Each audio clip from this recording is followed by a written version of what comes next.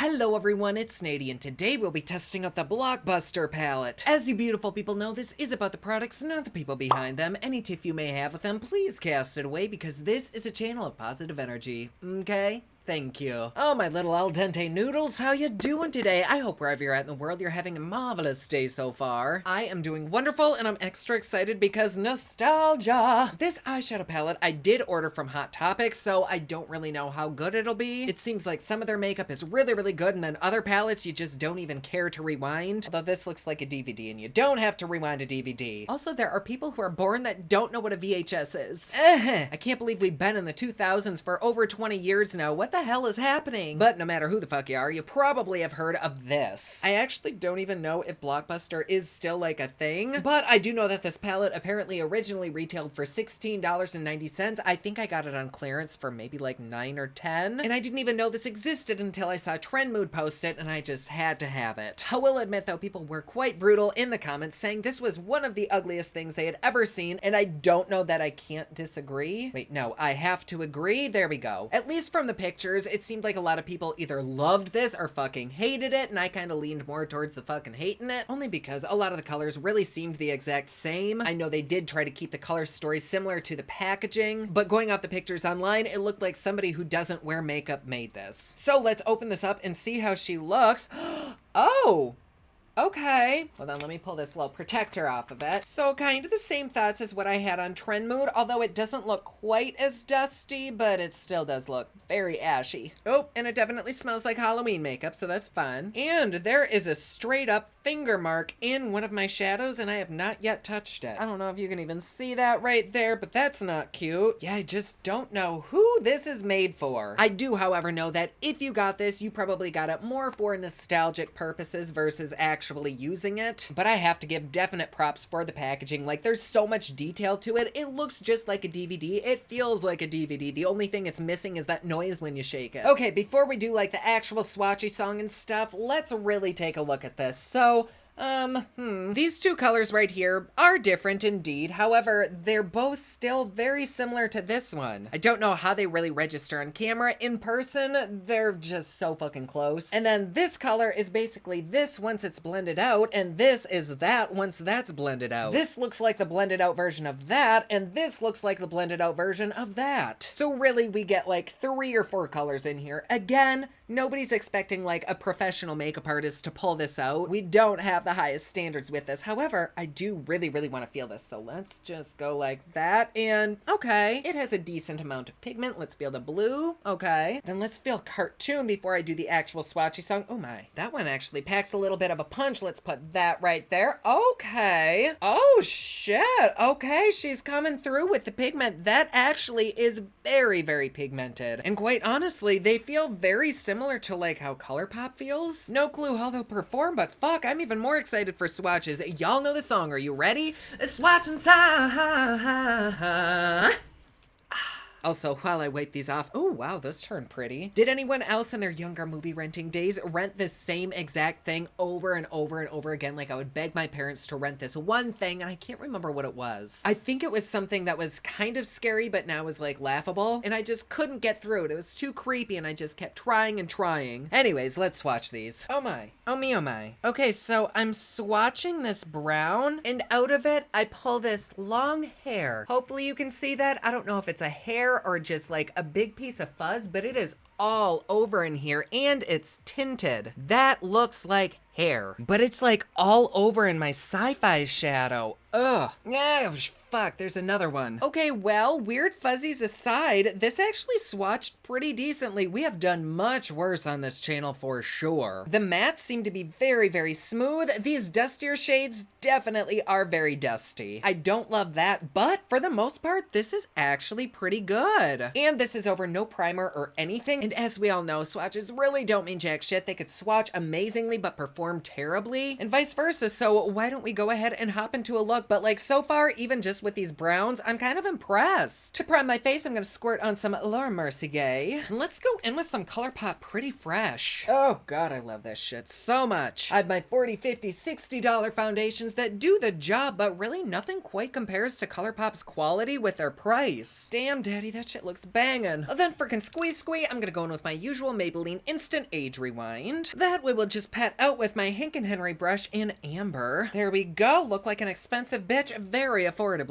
And then we'll finish up under the eyes by lightly dusting on some Laura Mercier translucent setting powder. Actually, fuck, I'm gonna take a good bit of that and really pack it underneath there to catch any fallout that this palette might have. Not like I'm going anywhere after this that my foundation can't get ruined, but still it's nice to have a nice, clean, complete look at the end of the video. Now to prime the eyes, I'm going in with my favorite Gerard Cosmetics Clean Canvas. Honestly, this stuff is very, very good. Like, if a shadow doesn't perform well with this stuff, then that shadow might be a little bit hopeless. Alright, so more often than not, anytime we come across a pure-ass white in a palette, I usually like to start off with it, so that's what I'm gonna do. Let's dip into Classics. Reminds me of Classic Peg from SNL. Oh God, I love Kristen Wiig. Anyways, that picks up very, very well. I'm gonna place that right underneath the brow just to give it a good little highlight. Damn, that is very, very good. I'm gonna pack a little bit more on. Well, shit, that is cool. We're off to a great start. And then for the other side, I'm probably gonna end up doing two different looks, but I have this brush. I'm just gonna flip it over and dip into this yellow, which is Family, and I'm gonna take that and place it right under this brow as a highlight.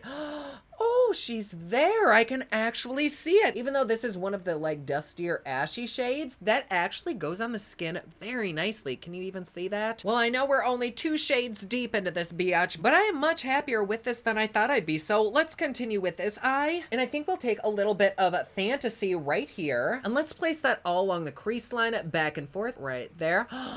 Wow. Okay, you little blue bitch. I see you. This is with one dip in. That pigment is hella there. That's actually really, really good. It's not too terribly splotchy, at least in person. I don't know what you're seeing on camera. Make sure you always turn everything up to 4K. But it's always much more difficult for the naked eye to see splotchiness like in person versus seeing it on camera. So if you see splotchiness, that's totally fine and fair, but I see none. My God, I look like the Queen of Hearts with this blue. But with still that single dip, I'm just gonna blend that around and kind of diffuse the edges. It's blending really, really well, and it's still not turning splotchy. It's just distributing and getting softer. Y'all, I am very confused. Like, why is this actually good? Next, I think I want to build up that blue with a tiny bit of adventure. I'm really not going to do anything super wild and crazy with these looks. Not that I don't love doing those looks, like I absolutely do, but they aren't super realistic. Like, if I'm going to give an in-depth review, I want to create looks that people can actually create. So anyways, I'm going to take this and start it right on the inner corner and the outer corner, and then just start tapping it inside the crease line back and forth. These blues are actually very decent. Like, we've gotten some very expensive blue palettes that didn't have blues that were this good. But just like we thought, that blue does kind of turn into that other blue that we blended out. It's almost the exact same, not identical, and I feel like if you really build each color up, you could get some differentiation between the two shades, but for the most part, they blend out to be the same. But still, the shit's pretty. Like, look at that, damn. I'm gonna go in once again with that lighter blue and just build it up a little bit higher, because when I look forward, you can't see the shit. Oh God, we got a tiny bit of fallout. I'm just gonna leave it there and then I'll dust it away at the very end, but that's actually the first fallout that I've had, which isn't too bad. Then I'm gonna take a Croylon TV paint stick in white, and I'm just gonna cut a slight little halo out right in the center. And my halo eyes are never really anything to write your mama about, but at least we try. We love a good A for effort, but I also love a good D. But in the spirit of the Blockbuster theme colors, I kind of want to create maybe a yellow halo. If this looks terrible, whatever, at least we're trying these colors. But let's go ahead and start off with, oh, I don't know, let's do New Release and really tight up close to those edges that I just concealed. I'm gonna lay this down. That's actually not too bad. I think if anything, it's more user error than relating to the palette. But then right in the center, I'm gonna take some classic white and just pop it right there. Okay, we'll pop it right there. No, this honey is not pop locking or dropping. Well, I know it works because I highlighted my brow with it. Maybe let's just take a little bit of highlighter and place it right in the center. I think this look is just missing a tiny bit of shimmer, but I've not run into any issues quality-wise. I mean, I'm not the best at halo eyes. That's why this looks like this. It's not the palette's fault. So anyways, let's move the fuck on. Like, from a distance, it actually isn't even that bad. Anyways, down here on the lower lash, let's dip into Cartoon. And I'm just gonna smoke this stuff out right below the lashes and kind of drag it down. Ooh, that's a really pretty and nice shadow too. And there still is no fallout at all except for a little bit of that blue. Like, for as much shit as this palette gets for its kind of odd color story, it's actually performing pretty well. And for like a $13 clearance palette, you can't really get much better. Although it makes you wonder why it was on clearance. But with a new fluffier brush, I'm dipping back into Cartoon and really smoking it out. Gosh, that color is actually very pretty. I feel like this palette probably could have been a bit more popular if a few of these shades weren't in there, and maybe if it was just organized differently, because it just isn't pleasant to look at. Like, it's not visually pleasing. But other than that, like, everything is pretty good. One thing though that I will say is that once you combine this yellow and that blue, it does pretty much make up that same color. And so once again, we do kind of have yet another wasted color in here. It's still really pretty though. In fact, I'm gonna take a little bit where I put that yellow before. Maybe it'll kind of tie this look together a bit better. Maybe if I tap a little bit more of that yellow and have 15 layers of eyeshadow on here, maybe it'll then look good. Okay, I'm done. I'm leaving that alone. It does kind of look very fishy though, right? Not like a fishy queen, but fishy like flounder.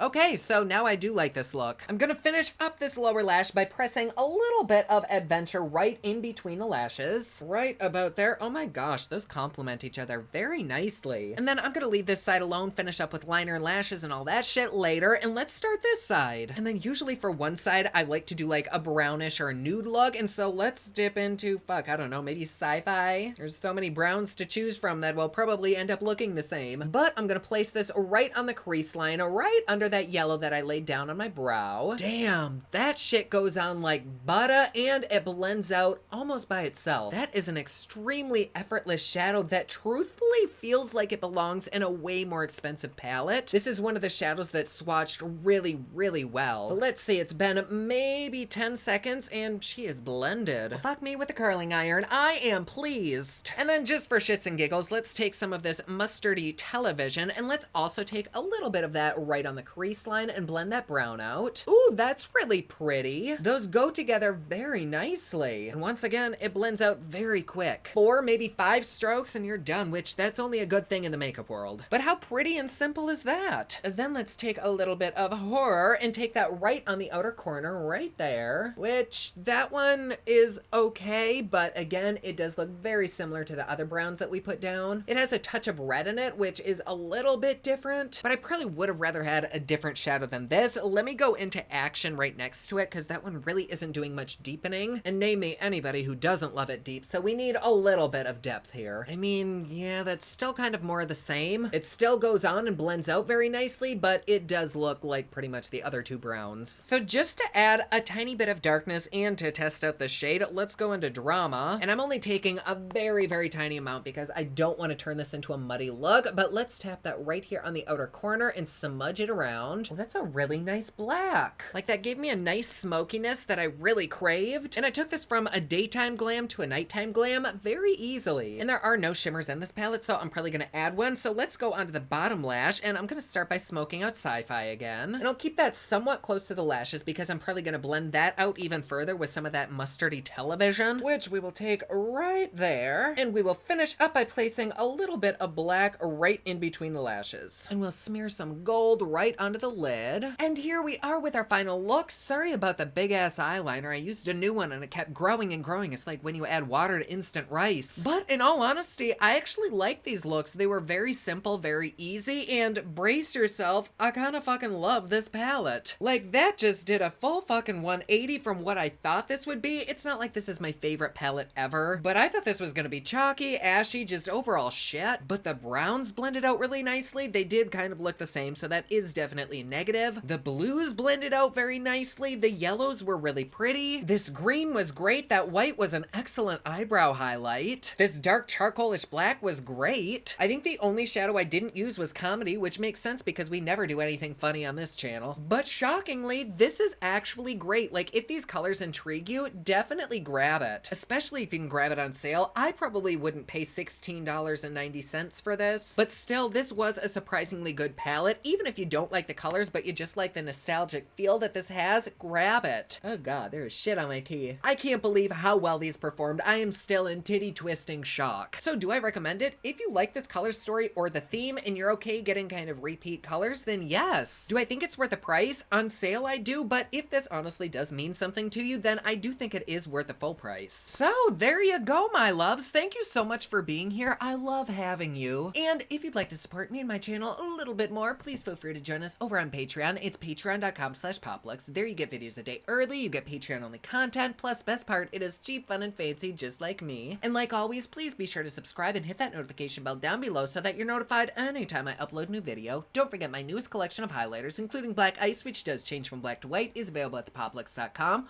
Also, my latest album, Kiss of Fame, is available everywhere online that music is sold. Thank you so much to everyone who's supporting them. Comment down below, let me know what you thought of this video. Don't forget to like and subscribe. You can follow me on Snapchat, Instagram, and Twitter at officialnady, and you can follow me online at thepoplux.com. Thank you so much for watching. I love you all, and I will see you again soon. Bye!